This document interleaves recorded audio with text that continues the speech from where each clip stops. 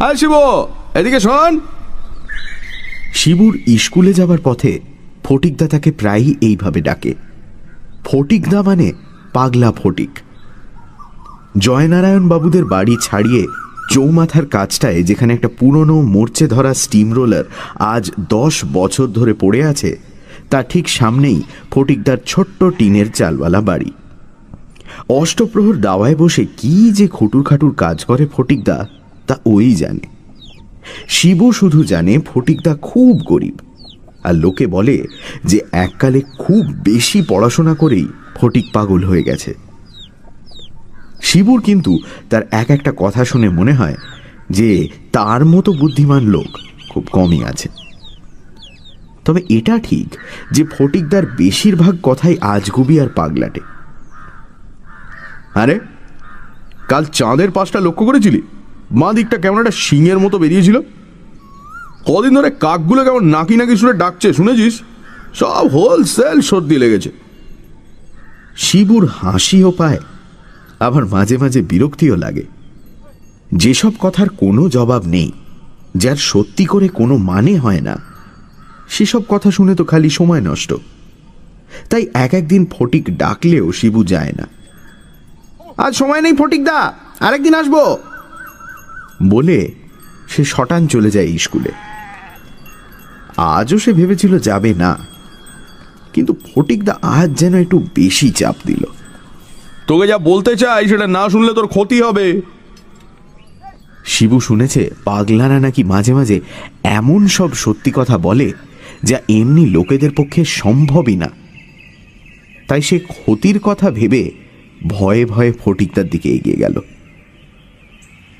একটা হুঁকোর মধ্যে ডাবের জল ভরতে ভরতে ফটিক বলল, জনার্দন বাবুকে লক্ষ্য করেছিস? জনার্দন বাবু শিবুদের নতুন অঙ্কের মাস্টার, দিন 10 হলো এসেছেন। শিবু বলল, রোজই তো দেখছি, আজও তো প্রথমেই অঙ্কের ক্লাস।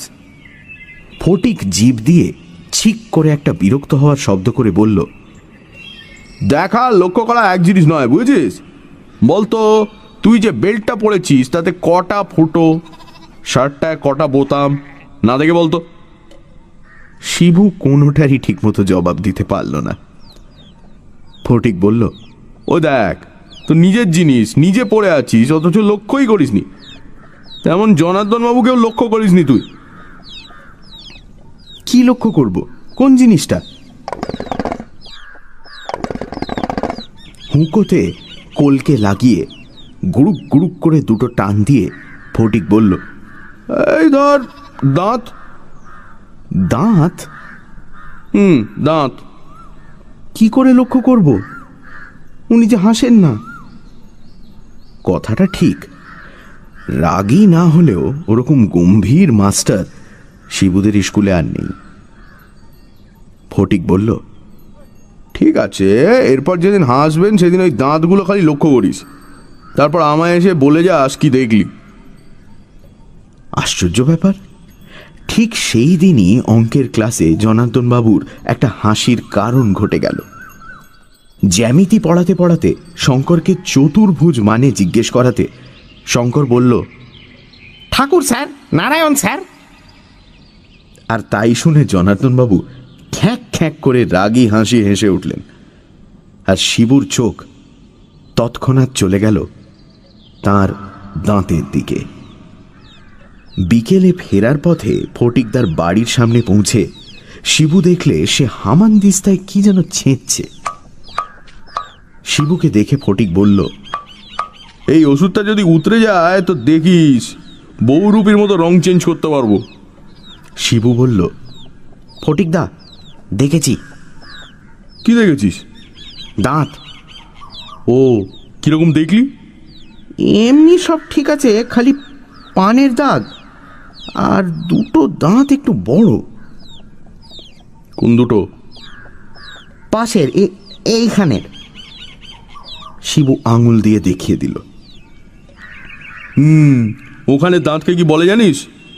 কি? সদন্ত, কুকুরে দাঁত। ও, এত বড় কুকুরে দাঁত মানুষের পার্টিতে দেখেছিস এর আগে? না বোধ হয়। কুকুরে দাঁত কাদের বড় হয় জানিস? কুকুরের? ইডিয়েট, শুধু কুকুরের কেন, সব মাংসাশী জন্তু জানোয়ারেরই সদন্ত বড় হয়। ওই দাঁত দিয়েই তো কাঁচা মাংস ছিঁড়ে হাড়গোড় চিবিয়ে খায় ওরা, বিশেষ করে হিংস্র জানোয়ারেরা। ও, আর কার বড় হয় সদন্ত? শিবু আকাশ পাতাল ভাবতে লাগলো। আর কার হবে আবার?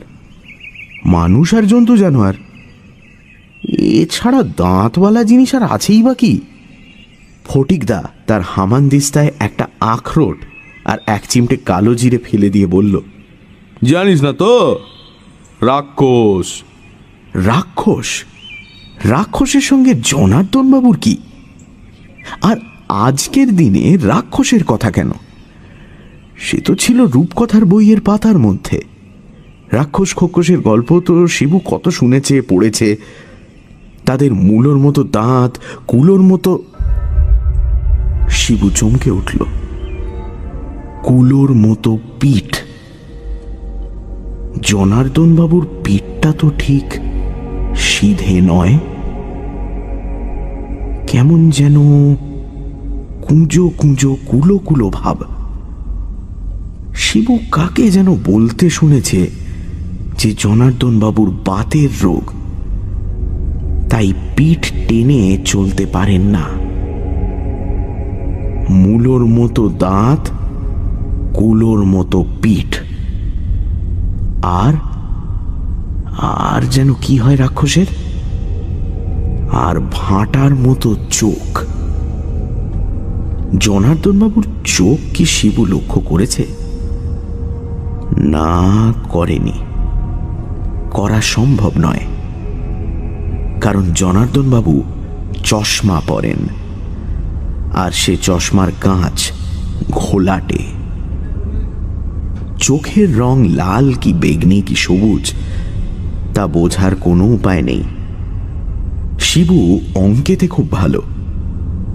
লসাগু, গসাগু, সিঁড়ি ভাঙা, বুদ্ধির অঙ্ক কোনোটাতেই সে ঠেকে না। অন্তত কিছুদিন আগে অবধি সে ঠেকত না। প্যারীচরণবাবু যখন অঙ্কের মাস্টার ছিলেন তখন তো রোজ সে 10-এ 10 পেয়েছে। কিন্তু এই দুদিন থেকে শিবুর একটু গন্ডগোল হচ্ছে। কাল সে মনের জোরে অনেকটা সামলে নিয়েছিল নিজেকে। সকালে ঘুম থেকে উঠেই সে মনে মনে বলতে আরম্ভ করেছিল, রাক্ষস হতে পারে না, মানুষ রাক্ষস হয় না, আগে হলেও এখন হয় না। জনার্দনবাবু রাক্ষস নয়, জনার্দনবাবু মানুষ। ক্লাসে বসে বসেও সে মনে মনে এই কথাগুলো আওড়াচ্ছিল। এমন সময় একটা ব্যাপার হয়ে গেল।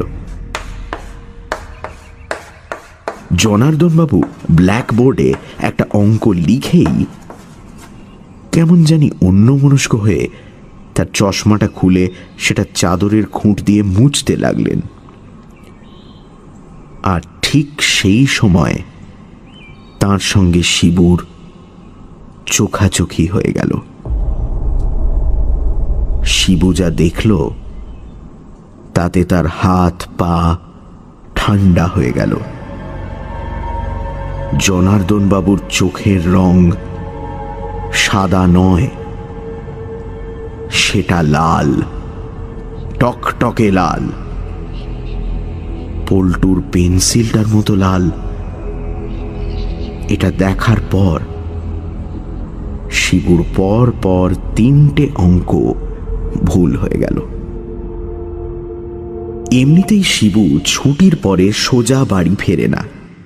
সে প্রথমে যায় মিত্তিরদের বাগানে। ছাতিম গাছটার গুঁড়ির আশপাশটায় যে লজ্জাবতী গাছগুলো আছে সেগুলোর প্রত্যেকটাকে সে আঙুলে টোকা মেরে মেরে ঘুম পাড়ায়। তারপর সে যায় সরল দিঘির পাড়ে। দিঘির জলে রোজ সে খোলামকুচি দিয়ে ব্যাংবাজি করে। 7 বারের বেশি লাফ খাইয়ে যদি খোলামকুচি ওপারে পৌঁছতে পারে তবেই সে হরেনের রেকর্ড ব্রেক করবে। সরল দিঘির পরেই ইট খোলার মাঠ। সেখানে থরে থরে কোনাকুনিভাবে মাঠ পেরিয়ে বাড়ির খিড়কি দরজায় এসে পৌঁছয়। আজ সে মিত্তিরদের বাগানে এসে দেখল লজ্জাবতী লতাগুলো নেতিয়ে পড়ে আছে। এরকম হলো কেন? কেউ কি হেঁটে গেছে লতাগুলোর ওপর দিয়ে? এ পথে তো বড় একটা কেউ আসে না। শিবুর আর ইচ্ছে করল না বাগানে থাকতে। কেমন যেন একটা থমথমে ছমছমে ভাব। সন্ধেটা যেন আজ একটু তাড়াতাড়ি ঘনিয়ে আসছে। কাকগুলো কি রোজই এত চেঁচায়, না আজ কোনো কারণে ভয় পেয়েছে? সরল দিঘির পাড়ে বইগুলো হাত থেকে নামিয়ে রেখেই শিবুর মনে হলো আজ আর ব্যাঙবাজি করা উচিত হবে না। আজ বেশিক্ষণ বাইরে থাকাই আর উচিত নয়, থাকলে হয়তো বিপদ হবে। একটা বিরাট কি যেন মাছ দিঘির মাঝখানে ঘাই মেরে ঘপাত করে ডুবে গেল। শিবু বইগুলো হাতে তুলে নিল। ওপারের অশ্বত্থ গাছটায় বাদুড়গুলি ঝুলে গাছটা একেবারে কালো করে দিয়েছে। একটু পরেই ওদের ওড়ার সময় হবে। ফটিকদা বলেছে বাদুড়ের মাথায় কেন রক্ত ওঠে না সেটা একদিন বুঝিয়ে দেবে। জামরুল গাছটার পেছনের ঝোপটার থেকে একটা তক্ষক ডেকে উঠল, খোক্কস খোক্কস খোক্কস। শিবু বাড়ির দিকে রওনা দিল। ইট খোলার কাছাকাছি আসতেই সে দেখতে পেল জনার্দন বাবুকে। ইটের পাঁজাগুলোর হাত বিশেক দূরেই একটা কুল গাছ, তার পাশেই দুটো ছাগলছানা খেলা করছে। আর জনার্দন বাবু বই আর ছাতা হাতে এক দৃষ্টে ছাগল দুটোর খেলা দেখছেন।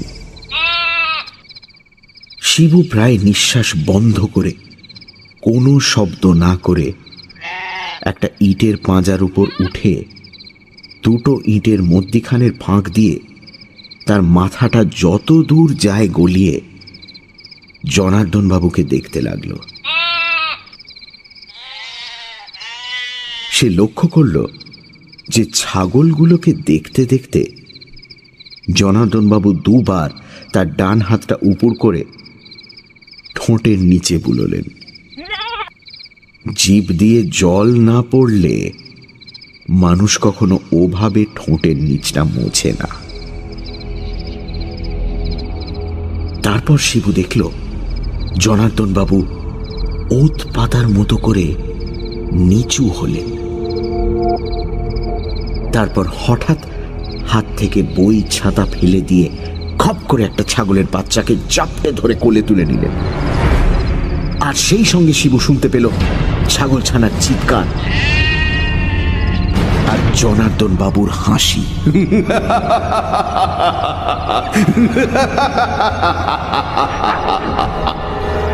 শিবু এক লাফে ইটের পাঁজা থেকে নেমে আর এক লাফে আর একটা পাঁজা টপকাতে গিয়ে হুঁচট খেয়ে চিৎপটা। কে ওখানে?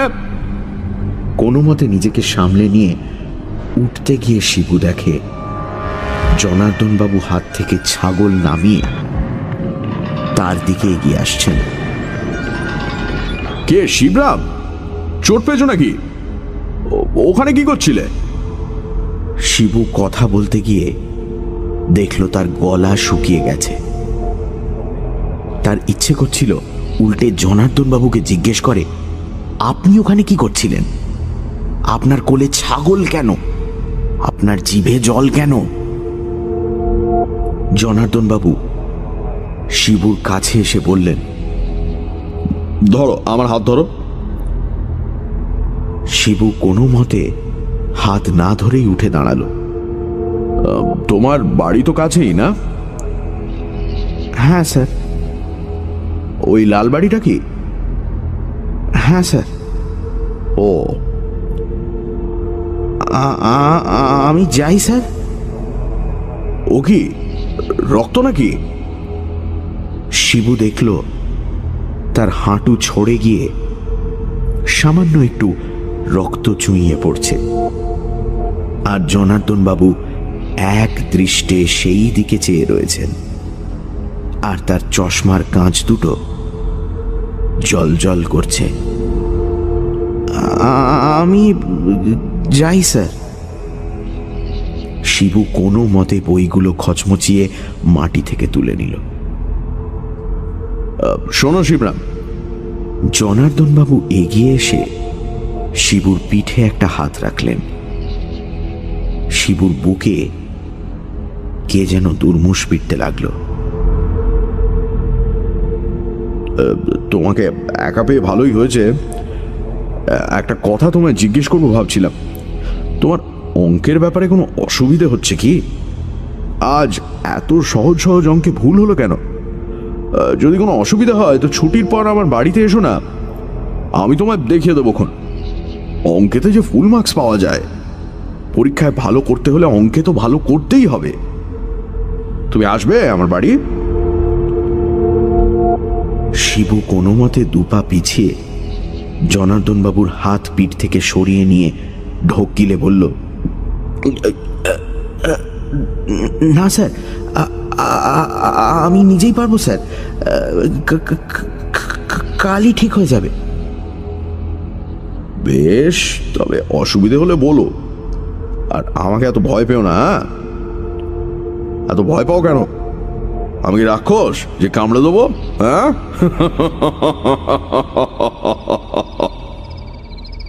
ইটখোলা থেকে এক দৌড়ে বাড়ি ফিরে এসে শিবু দেখল সামনের ঘরে হীরেন জ্যাঠা এসেছেন।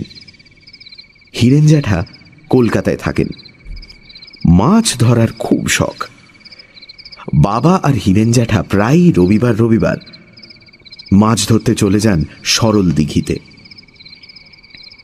এবারও বোধহয় যাবেন, কেননা শিবু দেখল পিঁপড়ের ডিম দিয়ে মাছের চার বানানো রয়েছে।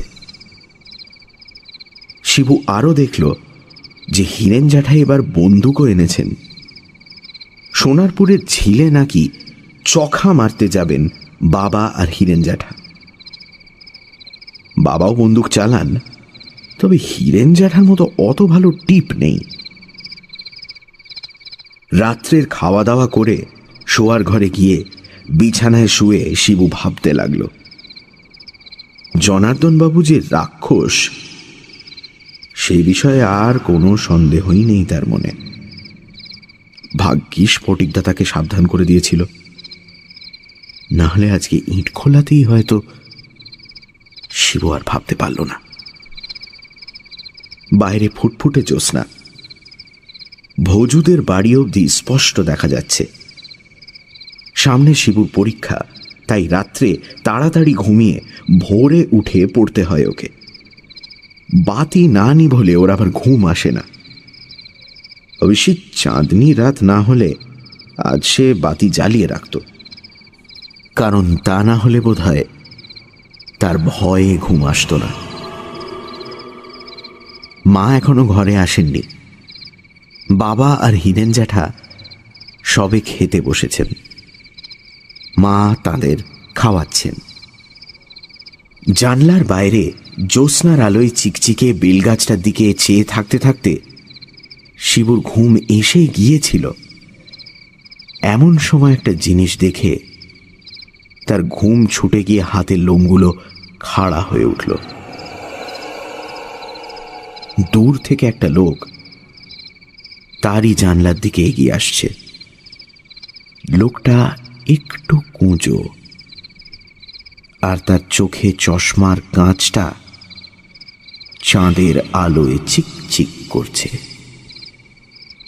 জনার্দন বাবু। শিবুর গলা আবার শুকিয়ে এলো। জনার্দন বাবু পা টিপে টিপে বেলগাছটা পেরিয়ে ক্রমশ তার জানলার খুব কাছে এসে দাঁড়ালেন। শিবু তার পাশ বালিশটা শক্ত করে আঁকড়ে ধরল। কিছুক্ষণ এদিক ওদিক চেয়ে একটু ইতস্তত করে জনার্দন বাবু ডেকে উঠলেন, শিবরাম আছো? এ কি গলাটা এমন খোনা কেন জনার্দন বাবুর? রাত্রিরে কি তার রাক্ষসে ভাবটা আরো বেড়ে যায়? আবার ডাক এলো। শিবরাম! এবার শিবুর মা দাওয়া থেকে বলে উঠলেন, শিবু, ও শিবু, বাইরে কে ডাকছে যে? এর মধ্যে ঘুমিয়ে পড়লি নাকি? জনার্দন বাবু জানলা থেকে অদৃশ্য হয়ে গেলেন। মিনিট খানেক পরে শিবু তার গলা শুনতে পেল। শিবরাম তার জ্যামিতির বইটা ইট খোলায় ফেলে এসেছিল। কাল আবার রবিবার তো, স্কুলে দেখা হবে না, আর ও তো আবার সকালে উঠে পড়বে, তাই।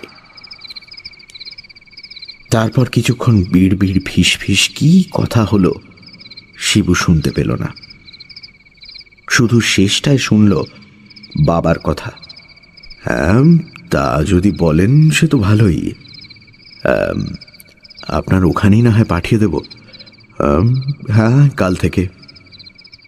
শিবুর ঠোঁট নড়ল না, গলা দিয়ে আওয়াজ বেরোল না, কিন্তু তার মন চিৎকার করে বলতে লাগলো, না না না, আমি যাব না, কিছুতেই না।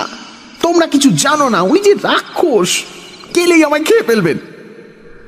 পরদিন রবিবার হলেও শিবু সকালেই চলে গেল ফটিকদার বাড়িতে। কত কি যে বলার আছে তার ফটিকদাকে। ফটিকদা তাকে দেখে বলল, স্বাগতম। তোর বাড়ির কাছে ফণি মনসা আছে না? আমাকে কিছু এনে দিস তো, দা দিয়ে কেটে। একটা নতুন রান্না মাথায় এসেছে। শিবু ধরা গলায় বলল, ফটিকদা, কে? তুমি যে বলেছিলে না জনার্দন বাবু রাক্ষস? কে বললো? তুমি তো বললে। মোটেই না, তুই আমার কথাগুলো লক্ষ্য করিসনি। কেন? আমি বললাম তুই জনার্দন বাবুর দাঁতগুলো লক্ষ্য করিস, তারপর তুই এসে বললি তার কুকুর দাঁতগুলো বড় বড়। তারপর আমি বললাম ওরকম কুকুর দাঁত রাক্ষসেরও হয় বলে শুনেছি। তার মানে কি জনার্দন বাবু রাক্ষস? তাহলে উনি রাক্ষস নন? তা তো বলিনি। তবে? ফটিকদা দাওয়া থেকে উঠে একটা মস্ত হাই তুলে বলল, তো জ্যাঠাকে যেন দেখলাম আজ। মাছ ধরতে এসেছেন বুঝি? ছিপ দিয়ে বাঘ ধরেছিলেন একবার ম্যাকাডি সাহেব, সে গল্প জানিস? শিবু মরিয়া হয়ে বলে উঠল, ফটিকদা, কি আজে বাজে বকছো তুমি? এদিকে জনার্দন বাবু যে সত্যিই রাক্ষস, আমি জানি তিনি রাক্ষস। আমি অনেক কিছু দেখেছি আর শুনেছি। তারপর শিবু গত দুদিনের ঘটনা ফটিককে বলল। ফটিক সব শুনে টুনে গম্ভীরভাবে মাথা নেড়ে বলল,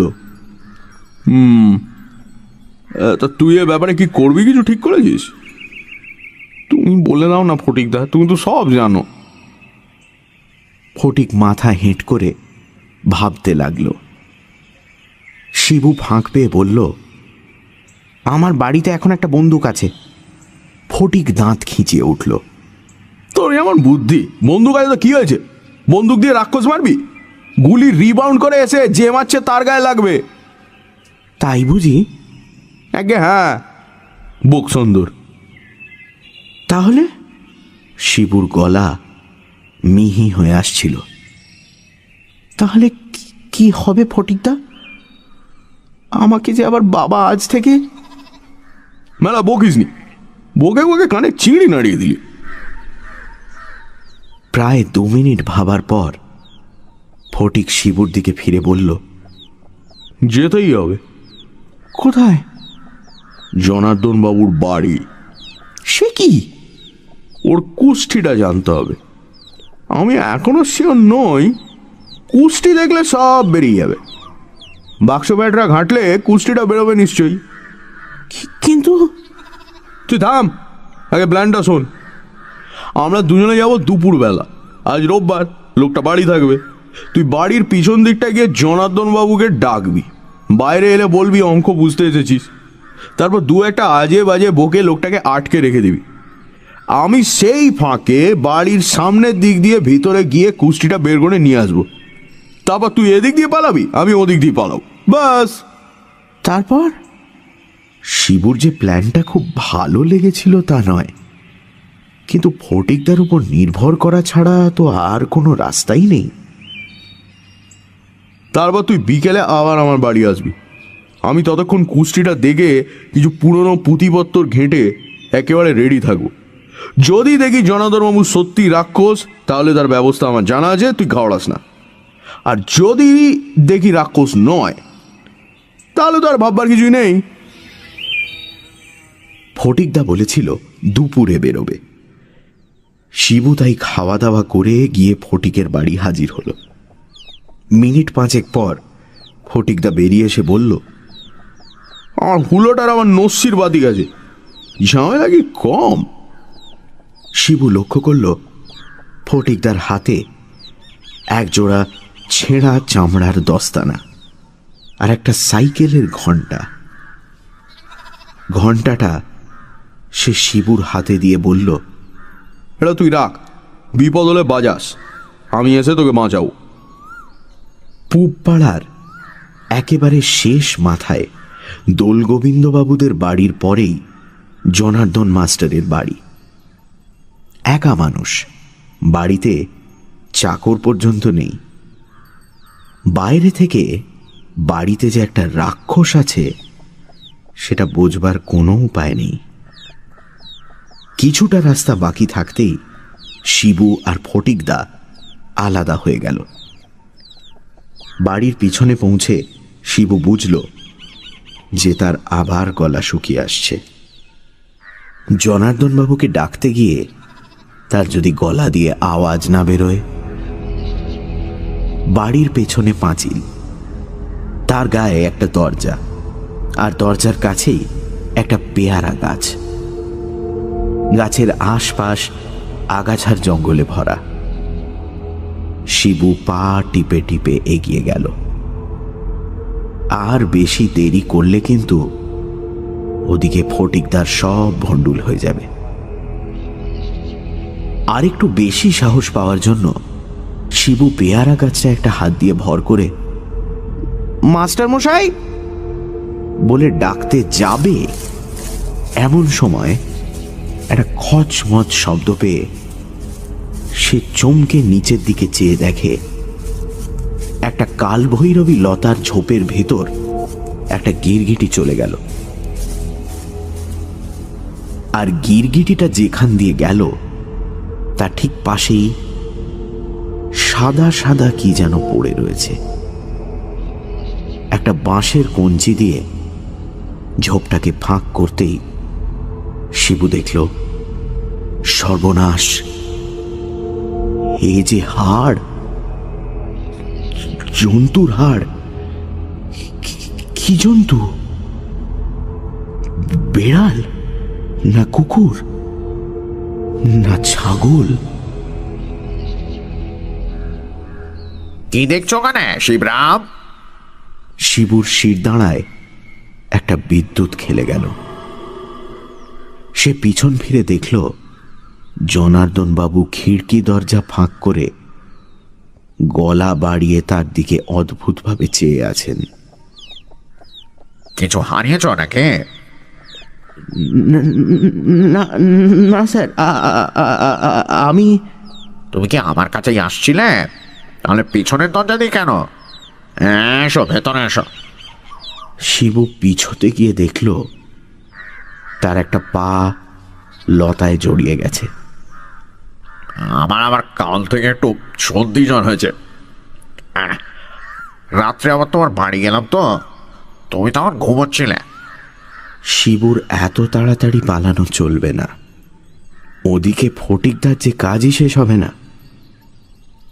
মাঝখান থেকে হয়তো সে ধরাই পড়ে যাবে। একবার মনে হলো ঘন্টাটা বাজাবে, তারপর মনে হলো এখনো তো সত্যি করে বিপদ কিছু হয়নি, ফটিকদা হয়তো রেগেই যাবে। তুমি নিচু হয়ে কি দেখছিলে বলো তো? শিবু চট করে কোনো উত্তর পেল না। জনার্দনবাবু এগিয়ে এসে বললেন, জায়গাটা বড় ময়লা, ওদিকে না যাওয়াই ভালো। মূলো কুকুরটা কোথায় মাংসের হাড় গোড় এনে ফেলে ওখানে। একবার ভাবি ধমক দেব, কিন্তু পারি না। আমার আবার জন্তু জানোয়ার ভীষণ ভালো লাগে কিনা। জনার্দন বাবু তার হাতের পিছন দিয়ে ঠোঁটের নিচটা মুছলেন। তুমি ভেতরে চলো শিবু, তোমার অঙ্কের ব্যাপারটা। আর দেরি নয়। শিবু আজ থাক, কাল আসবো বলে উল্টোমুখো হয়ে এক দৌড়ে মাঠ পেরিয়ে, রাস্তা পেরিয়ে, নীলুর বাড়ি, কার্তিকের বাড়ি, হরেনের বাড়ি পেরিয়ে একেবারে শাহ বাবুদের বড় বাড়ির গেটের রোয়াকে এসে হাঁপ ছাড়ল। আজকের ব্যাপারটা সে কোনোদিন ভুলবে না। তার যে এত সাহস হতে পারে সে নিজেই ভাবতে পারেনি। বিকেল হতে না হতে শিবু ফটিকের বাড়ি হাজির হলো। না জানি কুষ্টি থেকে কি বার করেছে ফটিকদা। শিবুকে দেখেই ফটিক মাথা নাড়ল। সব গোলমাল হয়ে গেছে রে। কেন ফটিকদা, কুষ্টি পাওনি? তা পেয়েছি। তোর অঙ্কের মাস্টার যে রাক্ষস সে বিষয়ে কোনো সন্দেহ নেই। শুধু রাক্ষস নয়, পিরিন্ডি রাক্ষস, সাংঘাতিক ব্যাপার। এরা পুরোপুরি রাক্ষস ছিল 350 পুরুষ আগে, কিন্তু এত তেজ যে এক একটা হাফ রাক্ষস এখনো বেরিয়ে পড়ে এদের মধ্যে। পুরো রাক্ষস তো এখন সভ্য দেশে কোথাওই নেই, এক আছে আফ্রিকার কোনো কোনো অঞ্চলে, আর ব্রাজিল, বর্নিও এইসব জায়গায়। তবে হাফ রাক্ষস এখনো কচ্ছিত কদাচিৎ সভ্য দেশে পাওয়া যায়। জনার্দন বাবু ওই ওদের মধ্যে একজন। তাহলে গোলমাল কেন? শিবুর গলাটা একটু কেঁপে গেল। ফটিকদা হাল ছেড়ে দিলে সে চোখে অন্ধকার দেখবে। তুমি যে সকালে বললে তোমার ব্যবস্থা জানা আছে। আমার জানা নেই এমন জিনিস নেই। তবে ফটিকদা একটু গম্ভীর হয়ে গেল। তারপর বলল, মাছের পেটে কি থাকে? এই রে, ফটিকদার আবার পাগলামি আরম্ভ হয়েছে। শিবু এবার কাঁদো কাঁদো হয়ে বলল, ফটিকদা, রাক্ষসের কথা হচ্ছিল, তুমি আবার মাছ আনলে কেন? কি থাকে?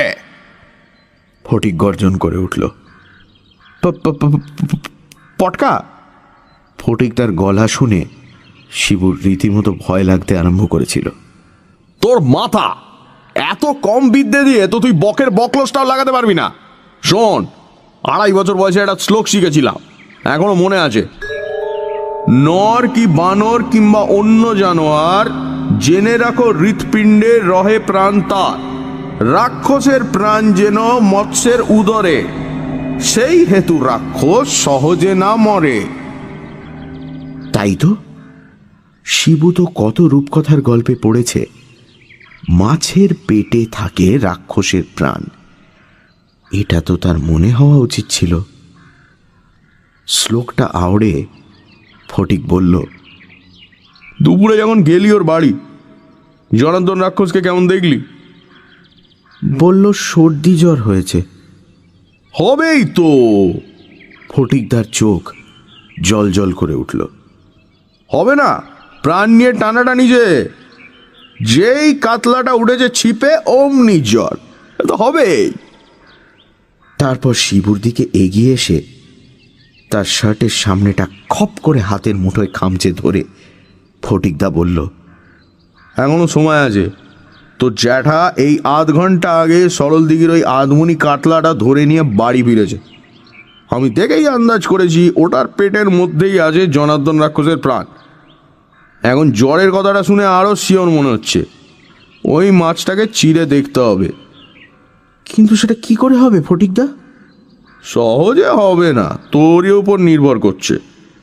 আর এটা না করতে পারলে যে তোর কি বিপদ হতে পারে সেটা ভাবতেও আমার ঘাম ছুটছে। ঘণ্টাখানেক পরে শিবু একটা দড়ির মাথায় সরল দিঘির আধমনি কাতলাটা বেঁধে সেটাকে হিঁচড়ে হিঁচড়ে হাঁপাতে হাঁপাতে ফটিকদার বাড়ির সামনে এসে হাজির হলো। ফটিক বলল, কেউ জানতে পারেনি তো? শিবু বলল, না, বাবা চান করছিলেন, জ্যাঠামশাই শ্রীনিবাসকে দিয়ে দলাই মলাই করাচ্ছিলেন, আর মা সন্ধে দিচ্ছিলেন। নারকলের দড়ি খুঁজতে দেরি হলো, আর উফ যা ভারী। কোচ পরোয়ানে মাসল হবে। ফটিক মাছ নিয়ে ভিতরে চলে গেল। শিবু ভাবল, কি আশ্চর্য বুদ্ধি আর জ্ঞান ফটিকদার। ওর জন্যই বোধহয় শিবু এ যাত্রা রক্ষা পাবে। হে ভগবান, জনার্দন রাক্ষসের প্রাণটা যেন থাকে মাছটার পেটে। মিনিট 10 পরে ফটিক বেরিয়ে এসে শিবুর দিকে হাত বাড়িয়ে বলল, নে, এটা হাতছাড়া করবি না কখনো। রাত্রে বালিশের নিচে নিয়ে শুবি। স্কুলে যাওয়ার সময় প্যান্টের বাঁ পকেটে নিয়ে নিবি। এটা হাতে থাকলে রাক্ষস কেঁচো, আর হামানদিস্তায় গুঁড়িয়ে ফেললে রাক্ষস ডেড। আমার মতে গুঁড়োবার দরকার নেই, হাতে রাখলেই যথেষ্ট। কারণ অনেক সময় দেখা গেছে পিরিন্ডি রাক্ষস 54 বছর বয়সের পর থেকে পুরো মানুষ হয়ে গেছে। তোর জনার্দন মাস্টারের বয়স এখন 53 বছর 11 মাস 26 দিন। শিবু এবার সাহস করে তার হাতের তেলোর দিকে চেয়ে দেখল। একটা ভিজে ভিজে মিছরির দানার মতো পাথর নতুন ওঠা চাঁদের আলোয় চকচক করছে। পাথরটাকে পকেটে নিয়ে শিবু বাড়ির দিকে ঘুরল। পেছন থেকে ফটিকদা বলল, হাতে আসতে গন্ধ রয়েছে তোর, ভালো করে ধুয়ে নিস। আর বোকা চেয়ে থাকিস, নইলে ধরা পড়ে যাবি। পরদিন অঙ্কের ক্লাসে জনার্দন বাবু ঠিক ঢোকবার আগে একটা হাঁচি দিলেন, আর তারপরেই চৌকাঠে ঠোক্কর খেয়ে তার জুতোর শুকতলা হাঁ হয়ে গেল। শিবুর বাঁ হাত তখন তার প্যান্টের বাঁ পকেটের ভেতর। ক্লাসের শেষে শিবু অনেক দিন পরে অঙ্কে 10-এ 10 পেল।